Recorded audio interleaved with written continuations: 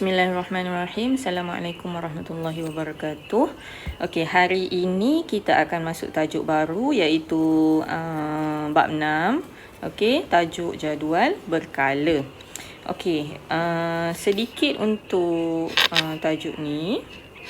Okey, dia kata dekat sini, okey, zarah-zarah yang paling kecil dalam unsur disebut atom. Okey, yang paling kecil. Ni, paling kecil dalam unsur, okey, dalam suatu unsur kita sebut sebagai atom. Okey. Apakah struktur binaan atom? Dia ada lagi. Dalam atom tu ada lagi. Apa yang dibina? Apa yang membina suatu atom tu? Okey.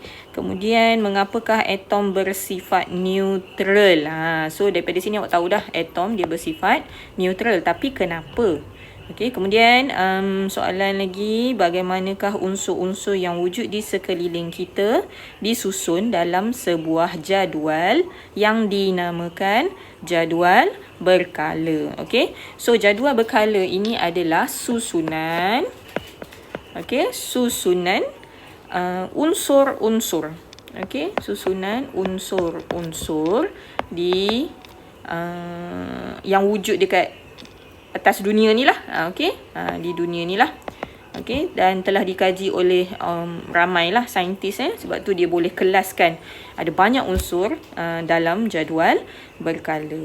Okey, so selepas ni kita akan jawab soalan-soalan ini sehingga habis tajuk ni soalan-soalan ini akan terjawab lah.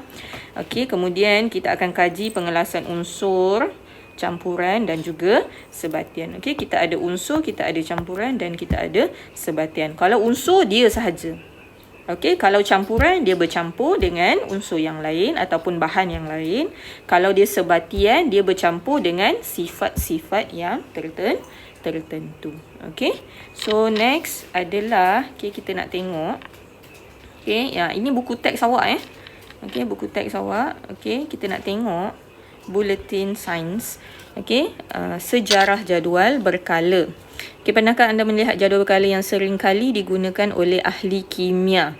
Okey, jadual berkala ialah himpunan paparan berkaitan unsur kimia yang diketahui dalam bentuk jadual. So unsur-unsur kimia yang disusun dalam bentuk jadual. Okey, unsur dalam kumpulan ini mempunyai beberapa ciri yang sama antara satu sama lain. So dia ada ciri yang sama. Okey, kemudian evolusi jadual ini kepada bentuk semasa merupakan pencapaian yang amat berguna hasil daripada sumbangan. Okey, kalau dulu asalnya jadual berkala ini sangat simple, okey, dan dia tak tersusun elok lah sebenarnya, okey, sehinggalah sekarang makin lama makin elok, makin tersusun cantik, okey, sehinggalah dapat jadual berkala yang sekarang ni. Okey, tahukah anda bahawa jadual ini telah diperkenalkan oleh ahli kimia dari Rusia iaitu Dmitri Mendeleev. Okey, nama dia pada tahun 1869. Okey, dia telah menulis sifat-sifat 63 unsur yang telah ditemui bersama-sama berat atom. So ada sifat dan juga ada berat. Okey, pada sekeping kad kecil dan menyusunnya dalam bentuk jadual. Okey, asalnya dia buat dekat atas kad kecil sahaja. Okey, dia susun. Okey, dalam bentuk jadual untuk memudahkan kerja-kerja dia lah. Okey, tapi digunakan sehingga sekarang.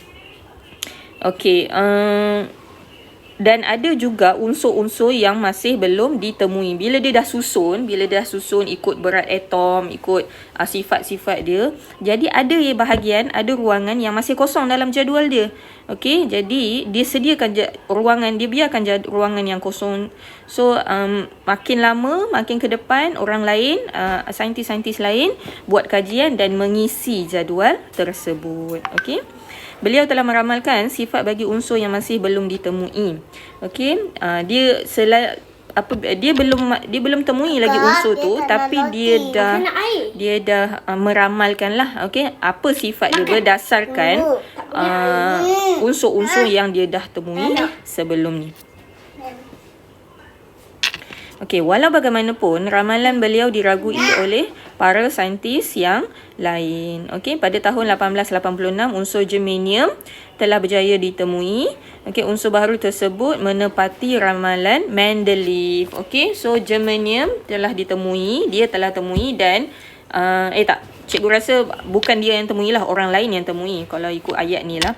Tapi telah menepati ramalan yang telah dibuat oleh Dmitri Mendeleev ni. Okay, akhirnya para saintis menerima idea beliau. Jadual tersebut telah dibaiki mengikut peredaran masa selaras dengan penemuan unsur dan teori baru. So ini adalah antara kata kunci yang awak akan belajar dalam tajuk-tajuk ini. Agak banyak lah. Okey, dan kata kunci ni sangat penting sebenarnya. Okey, so kena ingat sikit lah. Okey, pengenalan kepada unsur. Okey, mari kita belajar. Okey, kita akan tengok merumus bahawa semua jirim terdiri daripada atom, membezakan atom, mengenal pasti kedudukan logam dan sebagainya lah. Okey, ada 5 dekat sini Okey, tengok dekat bawah ni, anda sudah belajar dalam bab 5 bahawa semua benda yang mempunyai jisim memenuhi ruang. Okey, dia adalah jirim. Okey, jirim-jirim ini pula terdiri daripada zarah-zarah yang kecil dan diskrit yang disebut sebagai atom. Okey, so tengoklah susunan atom dalam gelang emas dan juga dalam belon udara panas. So ini adalah udara, susunan atom bagi udara, dan ini adalah susunan atom bagi pepejal. Okey, udara adalah gas Okey. So atom tidak boleh dilihat dengan mata kasar kerana saiznya terlalu kecil. Okey, atom hanya boleh dilihat menggunakan mikroskop elektron dengan pembesaran sehingga berjuta-juta kali ganda.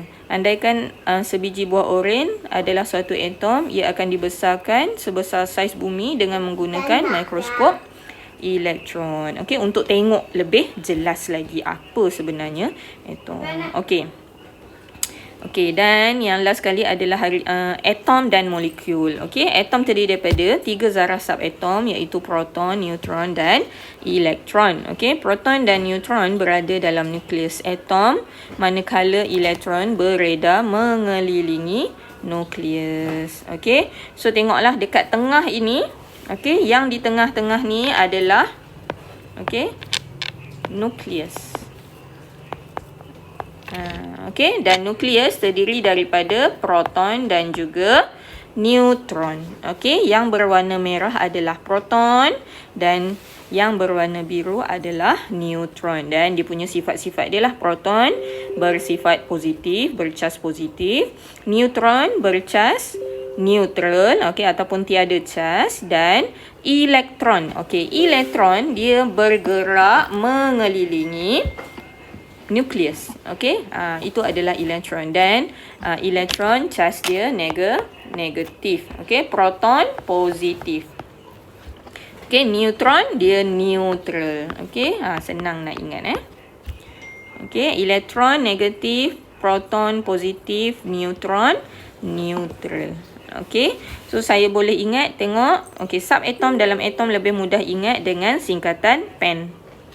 PEN, iaitu proton, elektron dan neutron. Proton positif, elektron negatif dan neutron neutral. Kita tengok masa silam John Stoney telah mencipta perkataan elektron pada tahun 1891. Perkataan nukleus berasal daripada perkataan Yunani yang bermaksud little nut. Nukleus tu adalah bermaksud little nut dalam perkataan Yunani, iaitu dia macam kacang lah di tengah-tengah suatu buah tu. Nukleus mempunyai cas keseluruhan positif kerana terdapat proton yang bercas. Nukleus mempunyai cas keseluruhan positif kerana terdapat proton yang bercas positif di dalamnya. So nukleus positif sebab dia ada proton dan neutron. So neutron neutral. So positif sahaja yang kita ambil kira. Bilangan elektron di dalam suatu atom pula adalah sama dengan bilangan proton. So bilangan elektron sama dengan bilangan proton. Oleh itu atom adalah neutral.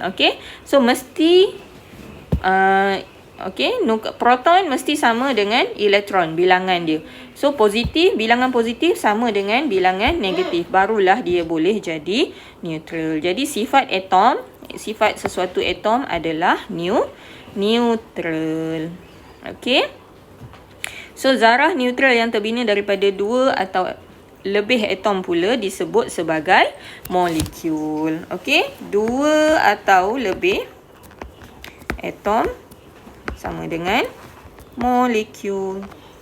Okey, sedikit sebanyak awak dah belajar sini. Ini sebenarnya kimia, dalam kimia, tapi memang akan belajar dalam sains. Okey, kalau dulu tingkatan 4, tingkatan 5, tapi sekarang tingkatan 1 dah belajar. Tapi kita belajar taklah terlalu mendalam, sikit sahaja. Okey, simple sahaja. Okey, ini adalah latihan untuk hari ini. Cikgu tak ada photostat untuk awak sebab cikgu tak nak nanti awak nak kena datang sekolah lah apa semua. Nanti lambat ada yang tak ambil lah apa semua. Jadi lebih mudah untuk awak salin sahaja. Kalau yang ada printer, boleh print. Okey, cikgu akan share gambar pada group kelas. Okey, dan cikgu akan share video juga pada group kelas. So hari ini kita akan buat Google Meet. Okey, cikgu akan terangkan balik semula dalam Google Meet dan cikgu bagi masa untuk awak salin. Okey, itu sahaja untuk hari ini. Assalamualaikum warahmatullahi wabarakatuh.